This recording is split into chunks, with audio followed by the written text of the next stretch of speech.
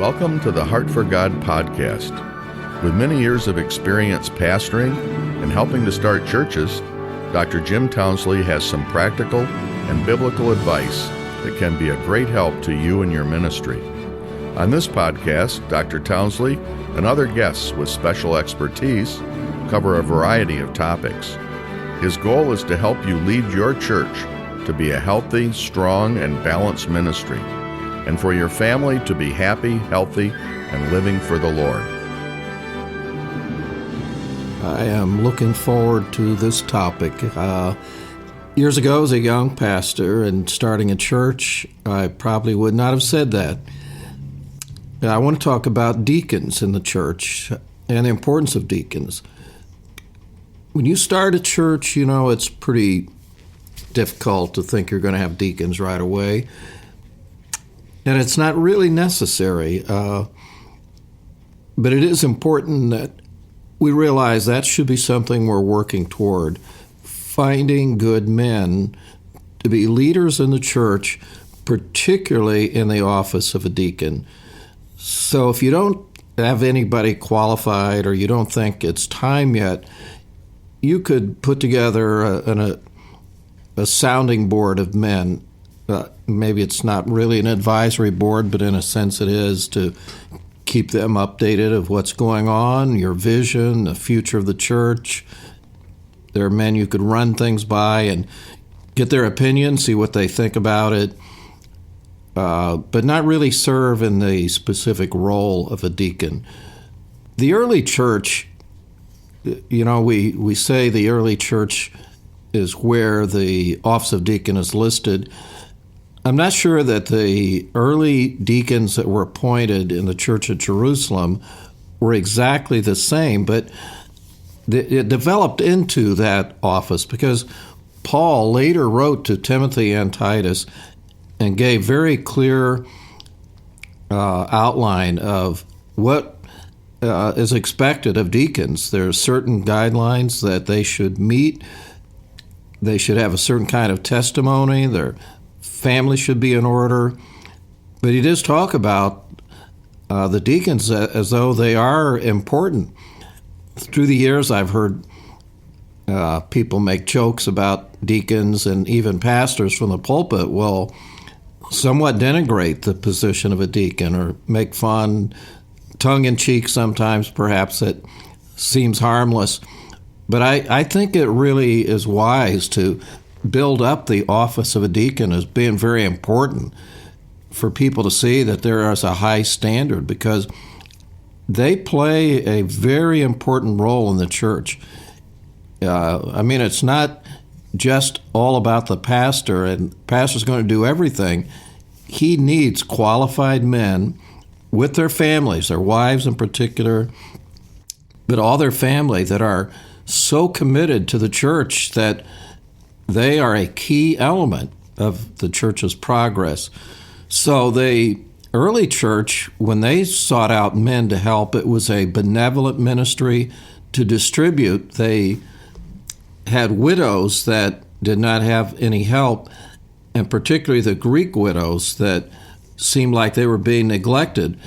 It was almost like Christian communism. They put all things together. They had all things in common. So there had to be a way to get the needs, to take care of the needs of some of these widows. So they chose out some men that became servants in the church. And probably that's how the office of a deacon was developed and started. But they were looking for men that were filled with the Holy Ghost. These were spiritual men, key leaders in the church. And as the church grew and matured, I think that role became even more important. And when there was no longer the same need of people bringing all their things together and living out of that same fund, then there were other needs that were important that these men would be able to help in that particular role. But they are to have very high standards, so that tells us this had to be a very important role.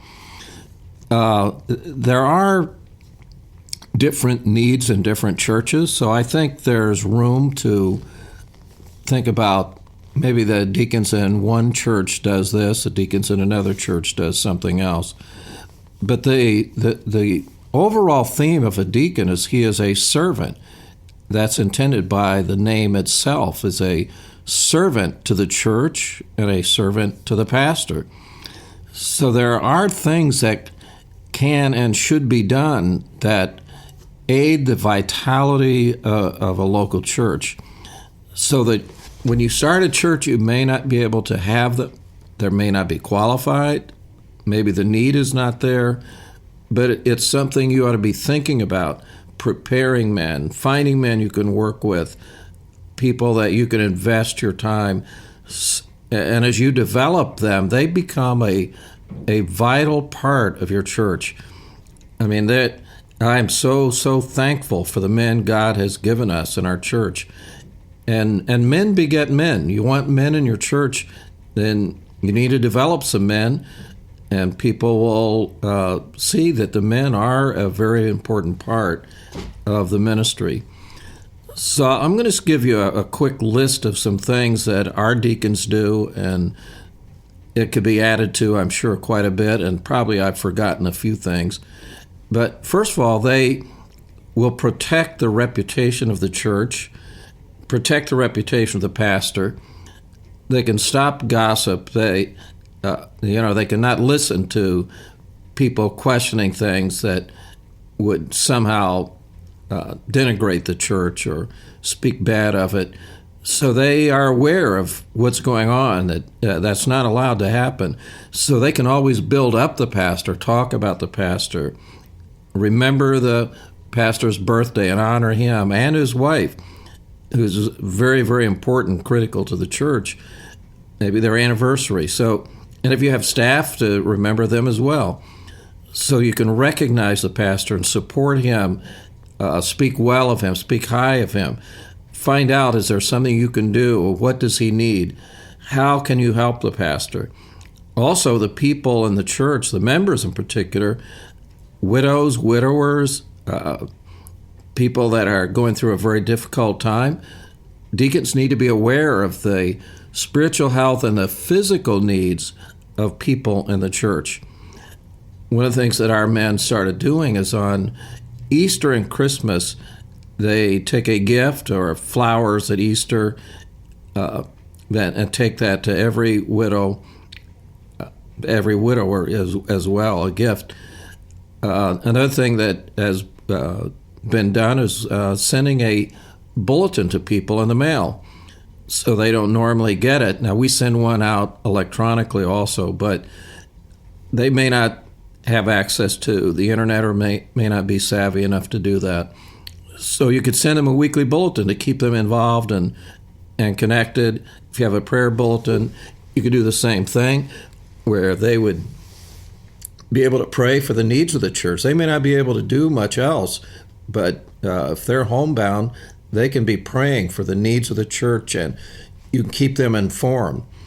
Another thing our deacons do, which we've done for many, many years, is whenever there's a funeral, we offer to the family, we will prepare a meal for you and your guest, and people come together. The deacons organize it, and people will bring food in and serve them a meal, and that's a very positive thing to people that aren't familiar with our church.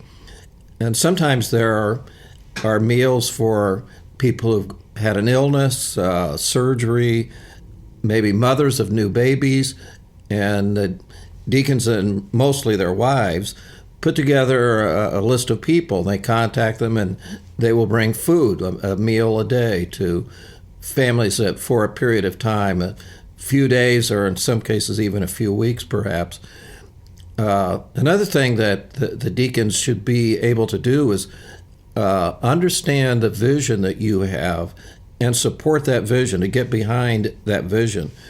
And when you have a vision and you want everybody to get behind it, getting the key people of the church behind it is really your first step. And so deacons can support the pastor's vision for the church. And we have different fellowships in our church that 4 major things we do every year.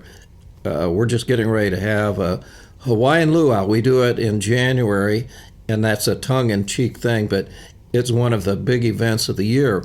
We do it on Sunday night after church, following the church service, and people invite others to come, and that's a lot of it, is to have a way to say to people, hey, why don't you come to this? This is a unique thing.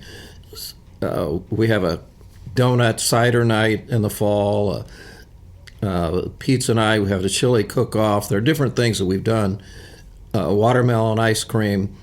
So those are things, we try and do 4 major fellowships a year, and the deacons and their wives are the ones that organize that. And another thing that we've added a few years ago is for our seniors, could be 55 and older, 65 and older, depending on your church. But for our seniors, after the morning service, 4 times a year, 4 Sundays a year, we'll have a meal for them, sit-down a meal. They'll decorate the tables. We'll have a few games and songs, things that just enjoy the fellowship together. And there are many things that probably could apply in your church. If you think about the role of the deacon to be a servant, to be a spiritual leader, to guide and help the church go forward. It could be a nursing home ministry. Obviously, there's soul winning and discipleship, that they can be a major part of that. They may have another ministry like teaching Sunday school, cleaning the church. So there could be a number of things that might involve them or their wives or their family. And one of the obvious things is to serve the Lord's Supper and to assist in baptisms. So depending on the needs of the church, the deacons can take an active role in serving the people and the pastor. So that the office should never be minimized. It always should be uplifted. And people in the church should see it as a great importance of good men, godly men, good families. They should have a high opinion of deacons in the church. So you want to speak well of those men because they become a standard for other people in the church to say, I want my family to be like their family. I see how they are so committed to the Lord. That's a challenge to me. So it helps in setting standards and convictions for the rest of the church. So though the role of the deacons has a pretty high bar as far as the requirements, but that sets a standard for other people. So I hope that some of those ideas will be helpful to you and some things to think about. And there could be many more things that could be added to that list. But just think in terms of what are the needs in my church? And how could the deacons assist and help in some of those ways? Now, you could have staff and you may have people in charge of other things, and that's fine. But there are ways that these volunteer positions can encourage and help and support the church as a whole. The Bible says that we are to edify one another, and the deacons can really set a standard. And, they are precious families that are willing to commit themselves to a position such as this that people know. So they are in somewhat of a spotlight that, they could be prone to criticism, just like the pastor. So you want to do your best to brag about them, their families, and let people know how important they are to the well-being of the church. Well, God bless you, and I hope this has been a help to you. Thank you for listening. If you enjoyed the podcast, consider sharing it with a friend You can also follow at Dr. Townsley on Twitter or on Facebook at Jim Townsley.